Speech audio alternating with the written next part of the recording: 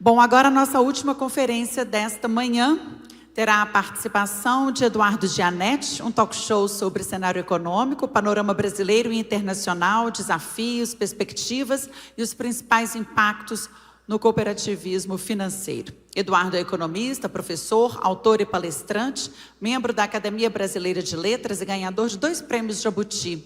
Suas exposições abordam, além do macro cenário econômico, temas como ética, as consequências sociais das transformações econômicas. E como mediadora, eu convido para participar a Vaníria Ferrari Pinheiro Chaves. Ela é docente de pós-graduação e especialista em finanças. Economista, formada pela PUC de Minas Gerais, com pós-graduação em finanças pela Fundação Dom Cabral, mestre em administração estratégica, com larga experiência no mercado financeiro, em instituições como Unibanco, Banco Mercantil, e também na área de gestão e análise de risco de crédito. Atualmente, ela coordena a pós-graduação na PUC Minas e desenvolve cursos e mentorias para cooperativas. Sejam bem-vindos ao palco.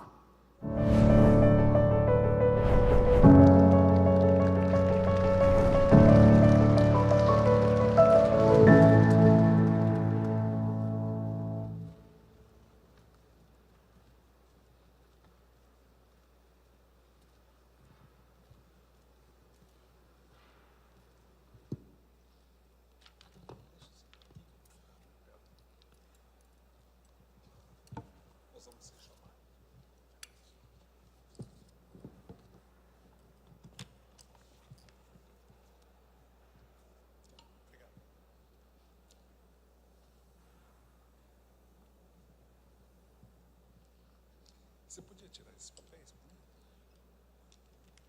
Ops.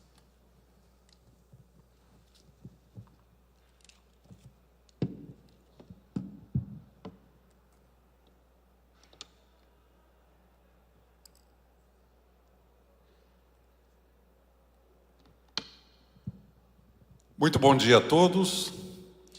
Uma grande satisfação estar aqui em Belo Horizonte para participar da 15ª edição do Concred, trazendo para vocês, esse é o meu papel nesse encontro, uma visão do ambiente macro do mundo que envolve e, de certa maneira, condiciona as nossas atividades na economia real, no sistema financeiro. Eu fico muito feliz de estar aqui junto ao sistema cooperativo de crédito, porque eu acho que nós estamos num mundo que precisa de mais cooperação e menos competição. E vocês corporificam isso.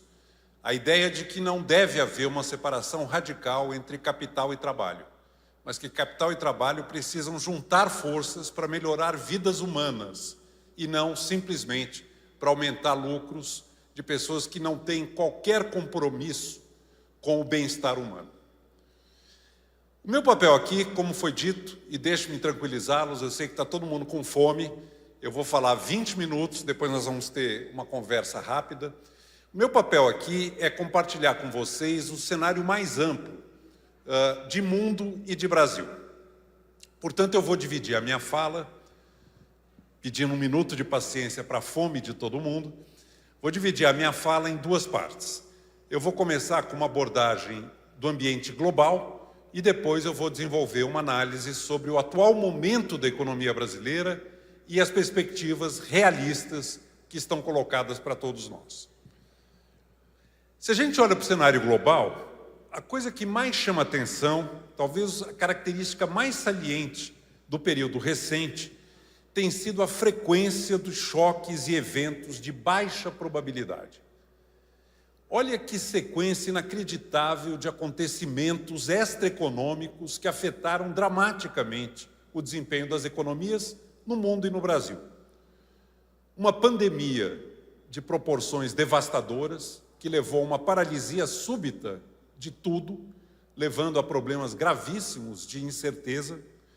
2 guerras que ainda estão em curso, uma delas com risco de agravamento, estou me referindo à guerra do Oriente Médio, uma polarização política que é uma novidade no cenário global e que tem uma implicação econômica porque ela leva a guinadas de política econômica, além do seu aspecto estritamente político, ela tem uma implicação que é aumentar a imprevisibilidade das políticas econômicas, cada lado com uma visão muito diferente do outro, perdeu-se um território de consenso, um processo de inovação tecnológica furioso, cujo exemplo mais evidente hoje em dia é a inteligência artificial, com impactos ainda difíceis de mensurar, especialmente num setor que está no olho do furacão da digitalização, que é o sistema financeiro.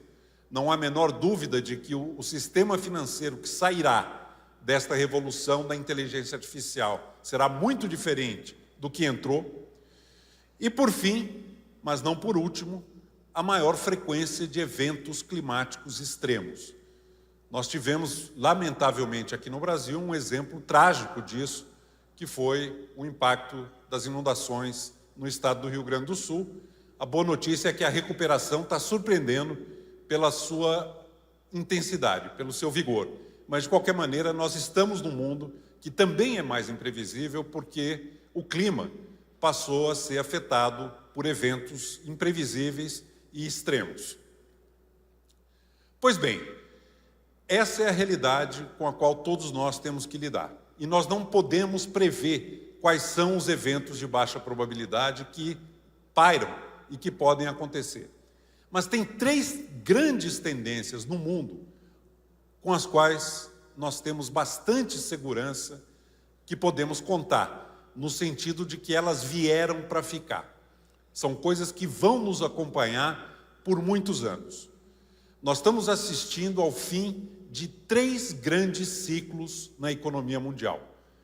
Os 3 têm implicações para a economia brasileira e para o setor financeiro especificamente. Quais são? Eu vou elencar e depois eu vou fazer uma rápida análise sobre cada um.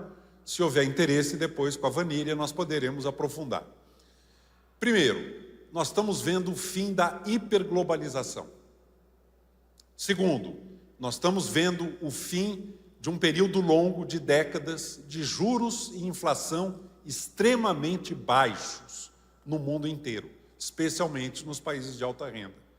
E terceiro, nós estamos vendo o fim do milagre chinês. Deixe-me falar um pouco sobre cada um e depois encaminhar para o Brasil. Fim da hiperglobalização. De meados dos anos 1980 para cá, a humanidade passou por um processo de integração comercial e financeira sem precedente na história econômica. Para ir direto ao mais fundamental desse processo, centenas de milhões de trabalhadores asiáticos, especialmente da China e da Índia, foram incorporados ao mercado global de trabalho e de consumo. O impacto disso é tremendo e se ramifica por praticamente todas as atividades.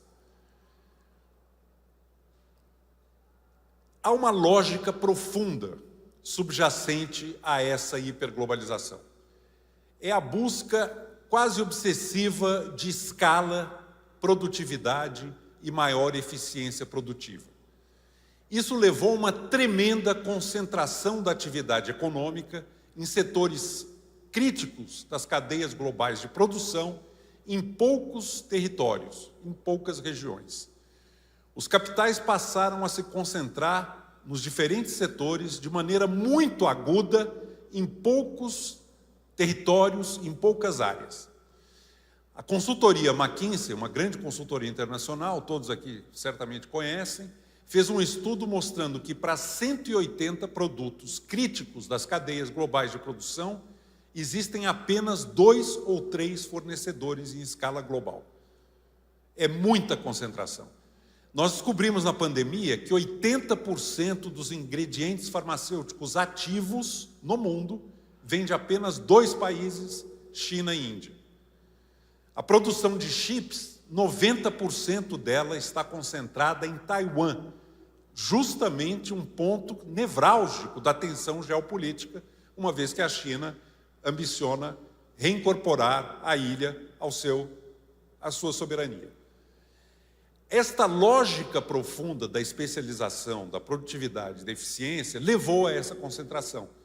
Mas o que não se sabia, e que aflorou com muita força durante a pandemia e nas guerras e na tensão geopolítica, é o fato de que isso aumentou demais a vulnerabilidade e a insegurança da produção. Porque se você está num sistema muito integrado e muito interligado, um rompimento em um dos elos da cadeia para toda a atividade. Então termina a hiperglobalização. Por quê? Porque o que se busca agora é atenuar essa vulnerabilidade, essa fragilidade que se revelou por conta de uma excessiva concentração em poucos fornecedores para produtos que, se não tiverem sendo supridos, bloqueiam tudo mais. O que se busca hoje é segurança e diversificação. É você procurar examinar, não apenas na lógica estrita da economia, mas também pensando nas contingências, como, por exemplo, aquelas de que eu falei logo na abertura da minha fala. Terminou a hiperglobalização. Não quer dizer que vai haver um retrocesso, que nós vamos voltar para um mundo autárquico do período anterior à década de 1980. Mas quer dizer que este movimento não vai seguir com a agressividade, com a força, com a velocidade que se manifestou. O segundo ponto, segundo ciclo que termina, é um longo período de inflação e juros muito baixos no mundo. Na saída da pandemia, com a guerra da Ucrânia, com todos os movimentos que apareceram de aumento de demanda por conta dos estímulos dados no fim da pandemia, tivemos um surto inflacionário. Nos Estados Unidos, a inflação chegou a beirar os 2 dígitos, o que é muito grave. O Banco Central americano demorou um pouco para reagir, mas reagiu. E fez o maior aperto de política monetária dos últimos 40 anos. Foi necessário, parece que esse surto de aceleração de inflação está razoavelmente contido, mas também o outro lado dessa moeda é o que nós assistimos essa semana. A economia americana está em processo de desaceleração. Se isso leva ou não para uma recessão, na minha avaliação, é cedo ainda. Seria prematura qualquer previsão. Mas o processo de desaceleração, como é natural, depois de um aperto monetário que foi o maior dos últimos 40 anos, é uma realidade. A boa notícia desse susto que o mundo levou no início da semana, levou a Bolsa de Tóquio a cair 12%, mas a boa notícia desse susto é que, se havia dúvida de que o ciclo de redução do juro primário americano não talvez começasse ainda em 2024, depois desse susto está praticamente certo que ele vai começar em 2024. E muito provavelmente já na próxima reunião do Comitê de Política Monetária do Federal Reserve. Isso é boa notícia para o Brasil. Um mundo de juros mais altos lá fora diminui o espaço para a queda dos juros aqui dentro, porque há um diferencial mínimo que precisa ser sempre preservado. Mas se o mundo lá fora tem um juro menor, e nós vamos caminhar para isso este ano ainda, isso vai abrir espaço, se não para baixar a Selic, pelo menos para não ter que aumentar a Selic, coisa que nós vamos comentar em seguida, começou a pairar. Então, é uma boa notícia, eu acho que esse susto foi bom. Os mercados financeiros são muito voláteis, já se recuperaram em grande medida do susto, mas alertou as autoridades monetárias americanas para o fato de que, se atrasar o início do aperto monetário, e isso é fato, não podem continuar atrasando o ciclo de redução do juro agora. Tem que agir. Então, eu acho que é praticamente líquida a ideia de que o ciclo de redução do juro americano começa em 2024, muito provavelmente já em setembro. O último ponto, eu não vou me estender demais, porque o tempo avança rapidamente, é o fim do milagre econômico chinês. O que a China fez, crescer 2 dígitos durante muitos anos, não é algo que se sustente por muito tempo ou indefinidamente. E é algo que se explica fundamentalmente por um movimento que não é muito distinto, exceto pela escala, do que o Brasil fez nos anos de ouro do crescimento, nas décadas de 50, 60 e 70. Esse movimento qual é? Você sai de um país rural, em que a maior parte da população está vivendo em condições de extrema precariedade e com um nível muito baixo de renda, você urbaniza, você se industrializa, e isso leva a um salto instantâneo, quase, de aumento de produtividade e de crescimento econômico.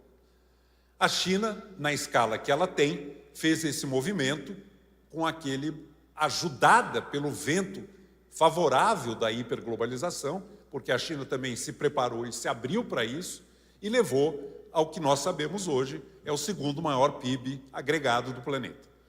Só que esse movimento acabou. O crescimento chinês daqui para frente não vai mais ter esse bolsão de população rural migrando para cidades e para empregos urbanos, indústria e serviços, que garante um crescimento de 2 dígitos. Isso acabou. O crescimento chinês agora é alguma coisa que, se tudo correr bem, o que está longe de garantido, vai ser alguma coisa ao redor de 4%, 5% ao ano, se tudo correr bem.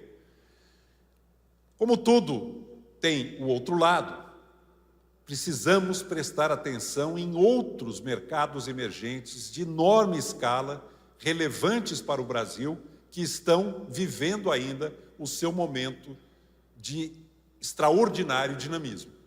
E eu estou me referindo aqui a 2 países altamente populosos, que são a Índia e a Indonésia. Se tornarão mercados fundamentais para o que nós temos a oferecer ao mundo. Eu tive a oportunidade essa semana de falar para a Associação Brasileira da Proteína Animal. Reúne bovino, suíno, aviário e peixe. A demanda por proteína animal da nova classe média emergente nos países asiáticos é algo fenomenal. Porque a primeira coisa que as pessoas fazem quando melhoram de vida é comer melhor. Quantidade e qualidade.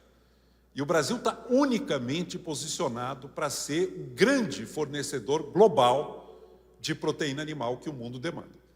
Nós temos na nossa frente uma tremenda avenida de crescimento e de prosperidade, se soubermos trabalhar bem aqui dentro e nos prepararmos para isso. Deixe-me falar de Brasil. Primeiro registro, que eu acho fundamental. O desempenho de crescimento da economia brasileira vem surpreendendo para melhor nos últimos 4 anos. Nós entramos esse ano, depois de termos crescido quase 3% ano passado, com uma previsão de crescimento quase unânime entre os analistas de 1,5%.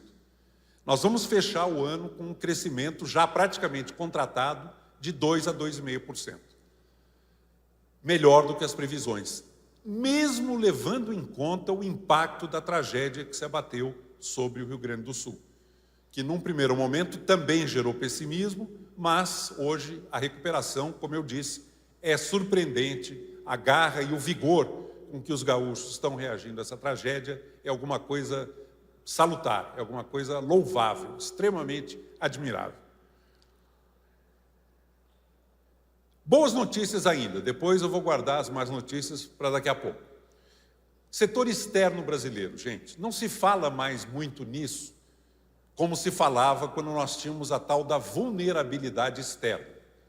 Mas olhem que coisa extraordinária. O setor externo brasileiro vai ter um superávit esse ano de 87 bilhões de dólares.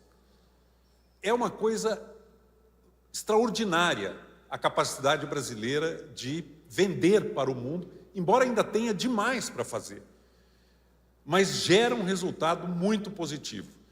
Isso nos garante pagar todo o nosso pequeno déficit em conta corrente sem a menor dificuldade, contando inclusive com um investimento direto estrangeiro, que é também fabuloso, da ordem de 70 bilhões de dólares esse ano. Isso nos coloca top 5 entre os receptores de investimento direto estrangeiro no mundo.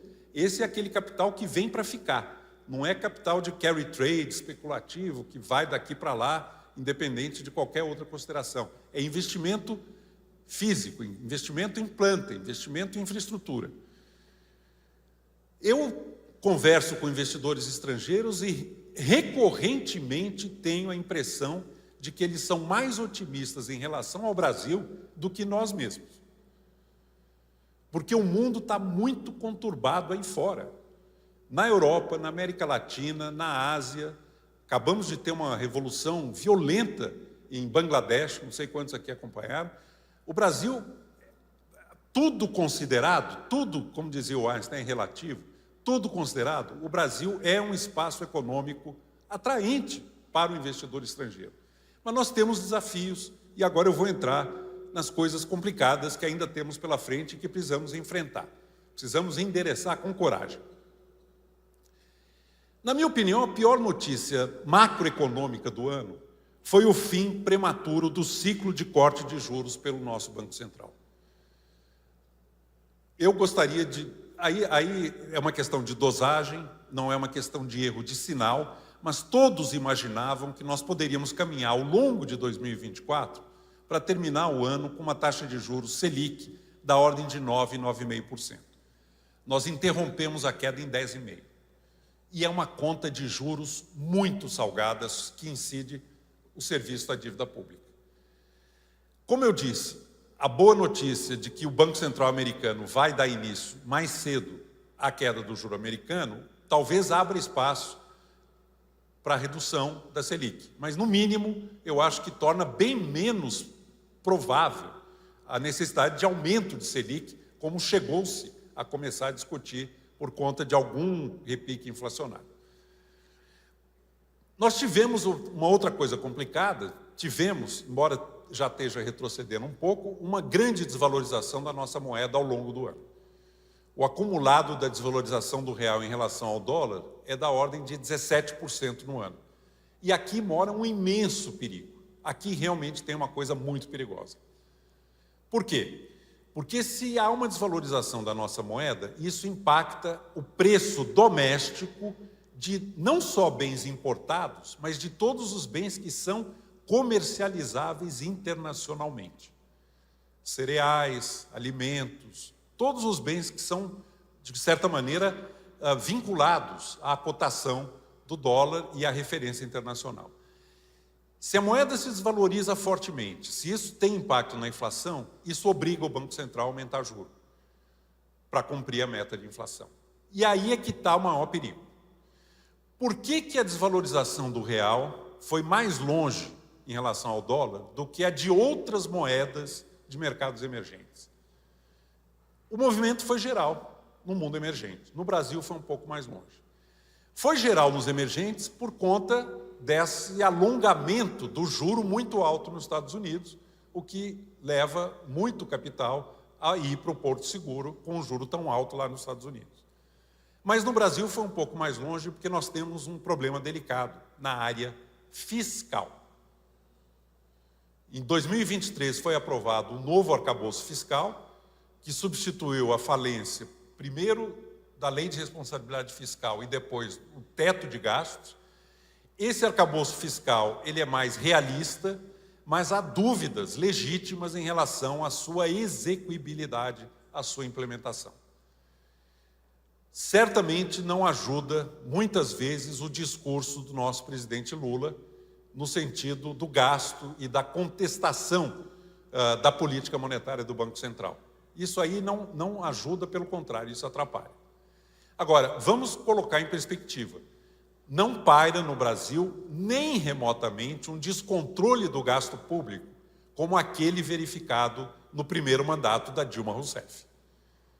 A equipe econômica do atual governo não é nada parecido com aquele irresponsável movimento de endividamento público e de gasto descontrolado que gerou a maior recessão brasileira do pós-guerra, que foi o desastre épico de política econômica do governo Dilma.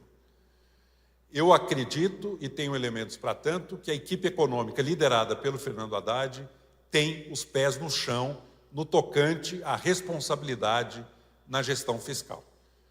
E é preciso lembrar que o que está em jogo aqui, além dos números, é lógico que os números estão em jogo, é em larga medida uma questão de expectativas, especialmente no mercado financeiro. Eu costumo dizer, e sempre repito, porque acho que é uma verdade fundamental da economia, a economia é uma espécie de meteorologia em que a previsão do tempo afeta o próprio tempo. Se as pessoas acreditam que o mau tempo e a tempestade vêm aí, as pessoas passam a agir desde já como se a tempestade viesse. E ao fazerem isso, a tempestade vem. Por exemplo, a desvalorização do real. Você vê uma moeda com uma possibilidade de enfraquecimento, uma necessidade de controle de gastos que não está sendo feita, você age preventivamente, sai dos ativos denominados nessa moeda, a moeda desvaloriza e aí a tempestade vem.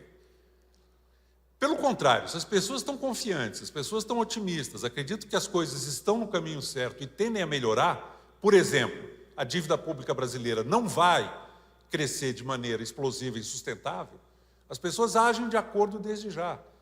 Aumenta a confiança, aumenta o investimento em ativos denominados em reais, aumenta o investimento em capital físico, mais crédito na praça, pessoas tomando crédito, e a roda da economia gira numa direção virtuosa. Economia é, em grande medida, uma batalha de expectativas. E vencer essa batalha de expectativas é fundamental. Daí que é muito importante que tenha sido anunciado nas últimas semanas que, para cumprir pelo menos o piso do déficit primário previsto no novo arcabouço fiscal, o governo vai implementar, e é preciso cobrar essa implementação, um contingenciamento, que é um corte de gastos primários da ordem de, no mínimo, 15 bilhões de reais. O que é um elemento, como eu disse, fundamental para vencer o jogo das expectativas. Agora, não basta anunciar, tem que cumprir. E eu noto, pelo que eu detecto no meu radar de analista, que dentro do governo já há mais consenso em relação à necessidade de não brincar com o lado do gasto público e de não cutucar as expectativas do mercado financeiro. Há um risco de que isso não prevaleça? Há, porque dentro do PT continua tendo gente, alguns em cargo de relevo, felizmente não na área estritamente econômica, que são herdeiros daquele desenvolvimentismo desastrado do governo Dilma.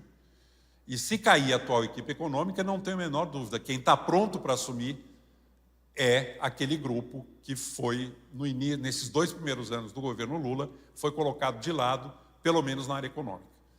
Se isso acontecer, eu espero que não, e não vejo isso no horizonte como provável, mas se isso acontecer, eu só tenho uma coisa a dizer a vocês: apertem o cinto de segurança. O jogo vai ficar bastante sacudido, vai ficar bastante volátil.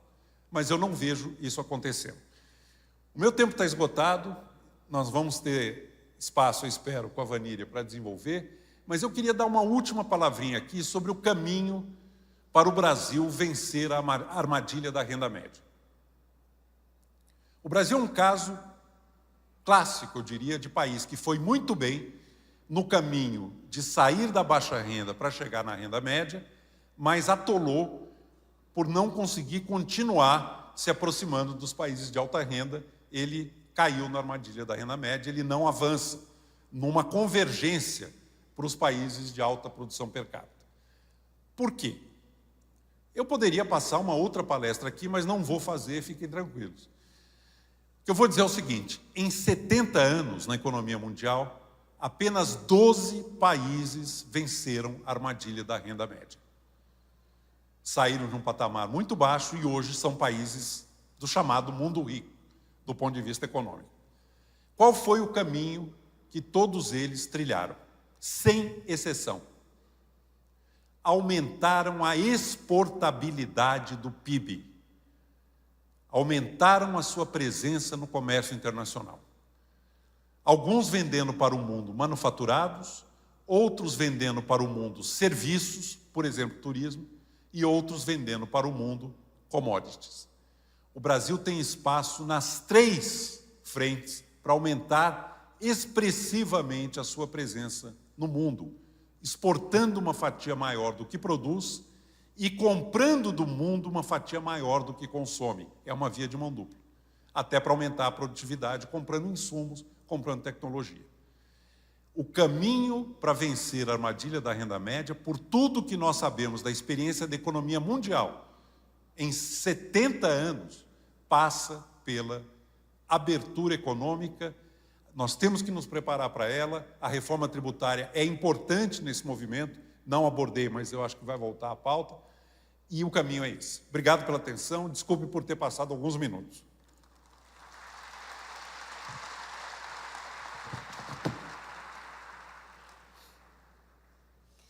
Desafio agora grande, né? Bom dia, pessoal. Obrigada, professor Janete, pela brilhante exposição aí de cenário. E eu acho, gente, que trazendo para o nosso dia a dia do cooperativismo, né, é muito importante que a gente tenha a percepção de cenário econômico para projetar resultado das cooperativas, para projetar precificação, custo, ou seja, para melhorar resultado. Então, assim, para a gente explorar um pouquinho mais esses temas que foram abordados e trazer um pouquinho para o nosso dia a dia, a gente separou aqui eu separei em 3 tópicos para a gente abordar um pouquinho mais, explorar um pouquinho mais. O primeiro deles, juros, né? O professor colocou muito bem a questão dos juros. E a minha pergunta é, considerando essa importância de entender uma curva de juros para precificação, para trabalhar a projeção de resultado nas cooperativas, o que efetivamente a gente pode esperar dos juros no Brasil? O fato de que o Federal Reserve vai começar o ciclo de redução do juro americano é uma boa notícia, como eu frisei. E isso vai abrir espaço. Eu acho que isso, pelo menos, tira, por um bom tempo, o risco de que aumente o juro no Brasil. No pior cenário, vai manter. Eu acredito que poderia ter ido mais longe do que foi, no sentido de reduzir. Agora, sempre que se fala de juros, eu acho importante separar 2 tipos de erro que se podem cometer em política monetária. Uma coisa é o erro de dosagem e outra coisa é o erro de sinal. O que aconteceu no governo Dilma, na época que o Tom Biner era presidente do Banco Central, foi um erro de sinal. Era para subir o juro, ele baixou o juro. E o governo passou a tentar controlar preços, segurando, por exemplo, o derivado de petróleo. Correção. Aí é o desastre. Não se cometeu nenhum erro de sinal. Eu acho que há um pequeno erro de dosagem. Poderia ter ido mais longe na redução do juro do que foi. Mas é um erro na margem, não é um erro grave. Onde mora o perigo? E é isso que vocês têm que ficar muito atentos. Se o real começar a desvalorizar muito em relação ao dólar, chegar a 6, isso vai ter impacto na inflação. É uma questão de tempo. E tendo impacto na inflação, o Banco Central, tecnicamente, vai ter que agir e vai ter que aumentar o juro, mais uma vez, no Brasil, o que seria uma péssima notícia, tanto do ponto de vista da atividade econômica, mas principalmente do ponto de vista fiscal.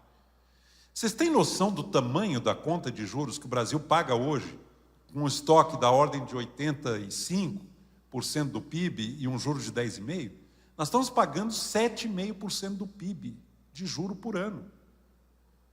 Um país que gasta 14,5% do PIB de previdência, contando o setor privado e o setor público, e 7,5% do PIB de juro, já gastou mais de 22% do PIB em 2 contas apenas do orçamento público. Aí não tem dinheiro para investir, aí não tem dinheiro para programa social real, né, educação, etc. E o orçamento brasileiro, como vocês sabem, é completamente engessado. 91% do orçamento do governo federal já está gasto antes de qualquer decisão do governo. O dinheiro público no Brasil já está gasto antes de ser arrecadado. Nós temos que rever a maneira como se faz e se delibera o orçamento no Brasil.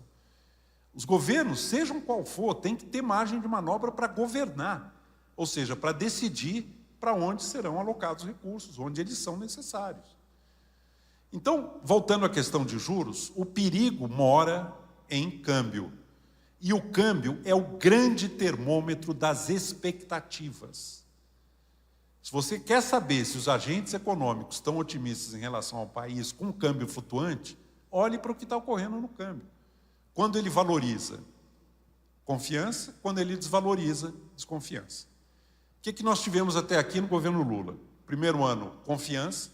O real surpreendentemente se valorizou forte em relação ao dólar.